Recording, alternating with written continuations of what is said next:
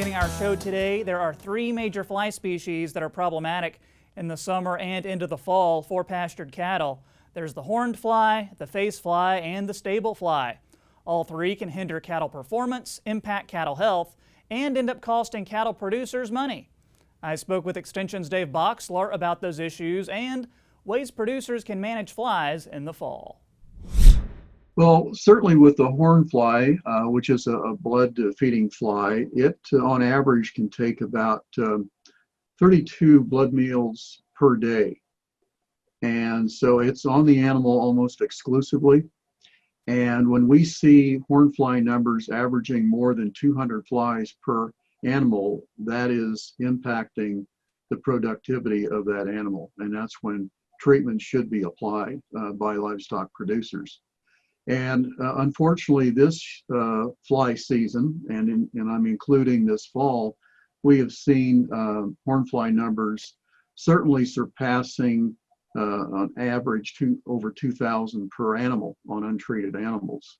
So we've had a huge population of horned flies this season. And Dave, you've written about diapause, which is a period of suspended development. Tell us how that relates to the horned fly and if it could be a reason why populations have been so large this year. In Nebraska, when temperatures average less than 68 degrees over a 24-hour period, that's usually when diapause starts for the horned fly. And historically, we've seen that occur after Labor Day. Now, if you note that the weather this past September here in Nebraska has been extremely warm over most of the state. So we didn't really start to see diapause initiated till a little bit later in the month.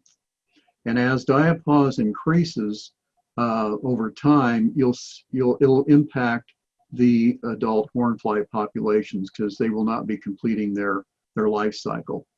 Explain to us some ways an animal's performance is impacted by flies. Well, it impacts weight gain, also grazing. They won't graze uniformly across a pasture. All three species can be problematic. We haven't talked a little bit about the impact of the face fly. And the face fly can mechanically vector the causative agent of pink eye. And this summer and even into early fall, we saw a high incidence of pink eye throughout Nebraska on pastured cattle. So that's becoming a more increasingly large problem as we progress forward in the next couple of years, because we're seeing face fly numbers or populations in pastures that I've never seen before. And Dave, what are some management options that have been shown to work? Well, certainly when it comes to controlling flies during the fall, we're kind of limited in what we can do, but animal sprays for horned flies is very effective. They'll reduce fly numbers between 7 and 10 days. A lot of producers will like to pour their animals with a pour-on, and that can be effective up to 28 days depending upon the pour-on they use. Face flies, since it's a little more difficult to manage, and so you need to target the head area of the animal, and I think at this time of the year, certainly either a spray or a pour-on would be the product of choice for that particular fly. The stable fly, it's fairly difficult to control too because of its feeding habits. It only feeds about twice a day, and then it is off the animal. So we like to target a spray, an animal spray, either applied with a low pressure sprayer or with a mist blower sprayer.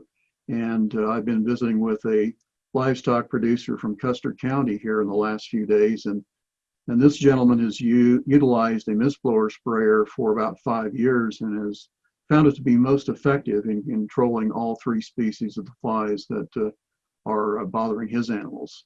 So he's a big proponent of a mist blower sprayer.